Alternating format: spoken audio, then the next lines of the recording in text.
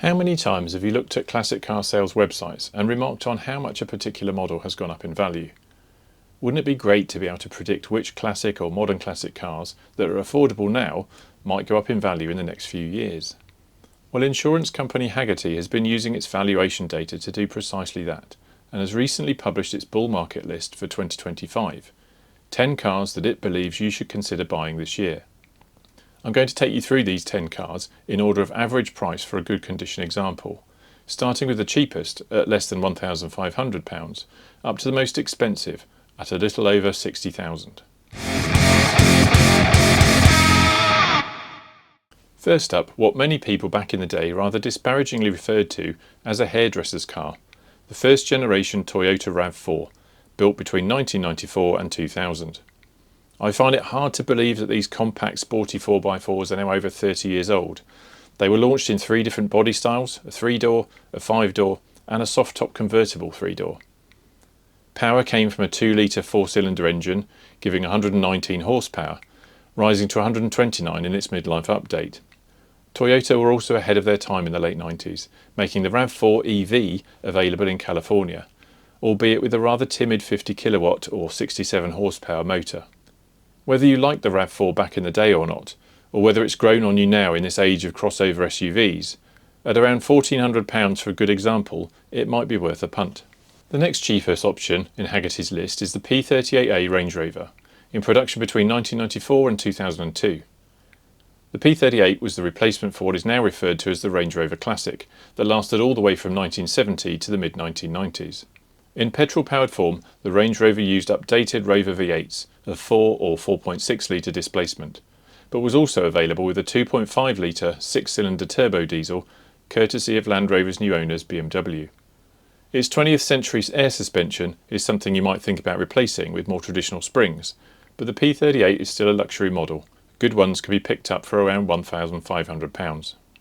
Speaking of luxury, the next car in Hagerty's bull market list is what your average self-made millionaire was driving back in the late 70s, the Rolls-Royce Silver Shadow 2.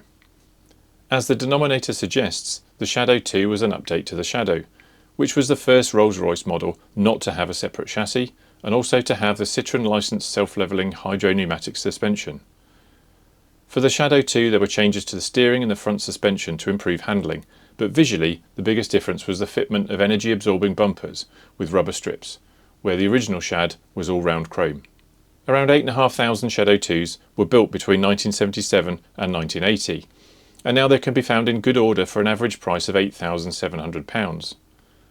As things stand, most Shadow owners are in their mid-50s or beyond, but its appeal seems to be skipping a generation or two and is also being sought out by millennials. At the other end of the comfort scale is the Peugeot 106 S1 Rally, built between 1991 and 1996. The base 106 was an ideal first car for a young driver, or something your granny drove, but to comply with homologation requirements for the 1300cc rally class, Peugeot created a high-performance version of their popular 3-door Super Mini. Powered by a competition 4-cylinder 8-valve high-compression engine and fed by a Magneti Marelli fuel injection system, the 106 Rally was good for 100 horsepower. Its short-ratio 5-speed gearbox meant that the Rally was agile and nimble in traffic, and came alive above 5,400 RPM. A top speed of 115 miles per hour was achievable, if you could cope with the noise of the engine at redline. Distinguished by their white painted steel wheels and go faster stripes, you can find tidy S1 Peugeot 106 Rallys for an average value of £10,900. From France to Italy now, and another hot hatch from a marque with a distinguished motorsport pedigree, the Alfa Romeo 147 GTA. Following the hot rod principle of putting your biggest engine in your smallest car, the GTA was powered by the latest version of Alfa's legendary V6 engine, first developed by Giuseppe Busso as far back as the early 70s. In the glorious sounding 3.2 litre 24-valve form, the Busso V6 delivers 247 horsepower through a 6-speed manual gearbox, giving the GTA a 0 to 60 miles per hour time of 6.3 seconds and a top speed of 153 miles per hour. The factory differential struggled to cope with this much power, so most owners will have fitted an aftermarket Quaife or Q2 diff. If you want a taste of this performance and extraordinary driving experience, a good 147 GTA can be found for £11,600. We are halfway through Hagerty's Bull Market List for 2025, so keep watching for more Italian thoroughbreds, a Japanese rally legend and some classic 60s sports car designs. We stay in Italy for the sixth most affordable bull market car, the Maserati Ghibli of 1992 to 1998. Resurrecting the Ghibli name, Maserati added a twin-turbocharged V6 powered two-door, four-seat coupe to its bi-turbo lineup alongside the V8 Chamal. Built for luxury as well as performance, the leather and burr elm interior gave an opulent setting for the driver to experience the 280 horsepower of the 2.8 litre bi-turbo V6. The Ghibli could reach 62 miles per hour in 6 seconds and go on to a top speed of 155 miles per hour. A little over 1,000 2.8 litre Ghiblis were built in its 7-year production run, but you should still be able to find good examples priced at around £14,200. If you can find one of the 23 remaining UK spec Ghibli Cups, you'll unlock another 45 horsepower, but it'll cost you around 3 times as much. Back home to the UK now, and to an iconic British sports car design from Austin-Healey and their Big 3000. Developed by Donald Healey on Austin Mechanicals, with bodywork produced by Jensen and assembled by MG, the Austin-Healeys were a truly collaborative effort of the British motor industry to attract much-needed North American dollars into a cash-strapped post-war economy. 1959 saw the introduction of the first big Healeys, powered by a 3-litre straight six, that proved very successful on the road, in rallies and on the racetrack. Its 8-year production run saw several evolutions and variants, with almost 50,000 being built in total. At the height of production in the early 60s, well over 90% of 3000s were exported, most of those to North America. Having been riding high in value over the last 10 years, prices of big Healeys have recently dipped, and you can now pick up a tidy usable one for around £30,000. There are few other cars more closely associated with success on the World Rally stage than Hagerty's next pick, the Subaru Impreza. Already very successful in the World Rally Championships with the Impreza, Subaru UK also took their road-going two-door saloon to ProDrive, asking them to make the best driver's Impreza ever. The result was the P1. Whilst it didn't have the iconic gold wheels of the rally car, it sported the same sonic blue paint job. The Peter Stevens styling was mostly about aerodynamics, featuring a deep front splitter and side skirts, a huge bonnet air scoop for the intercooler, and a giant rear wing.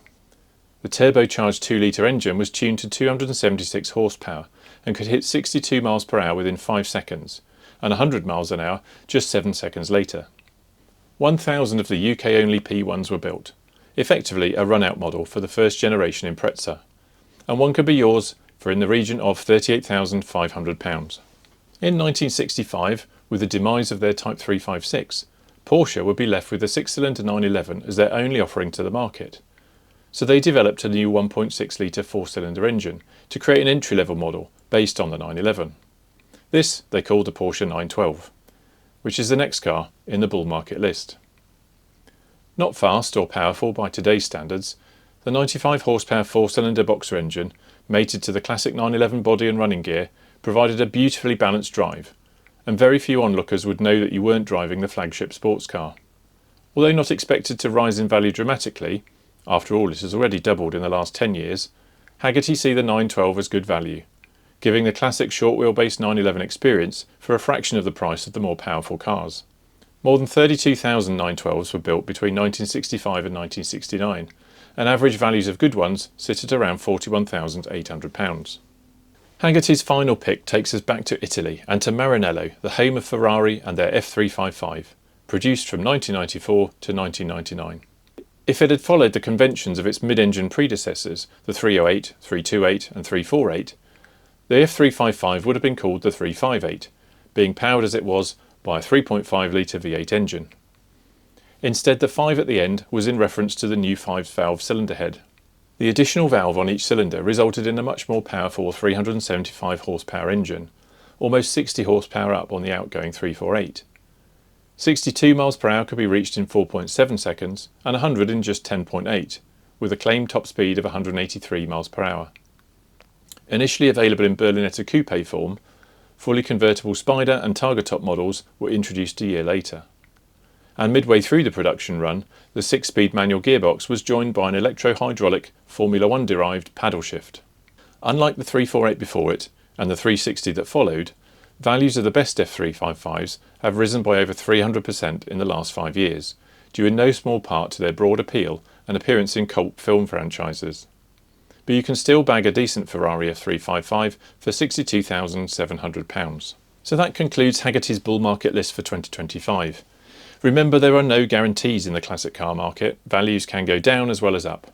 The values I've given are from Hagerty's own valuation data for their Grade 3 good condition cars. Let me know in the comments which of these cars you'd like to get your hands on, or whether there are other cars you think represent a good buy this year. Don't forget to give the video a thumbs up, and if you've not already subscribed to the channel, hit the icon in the corner or the link in the video description. Thank you very much for watching. See you next time. Bye bye.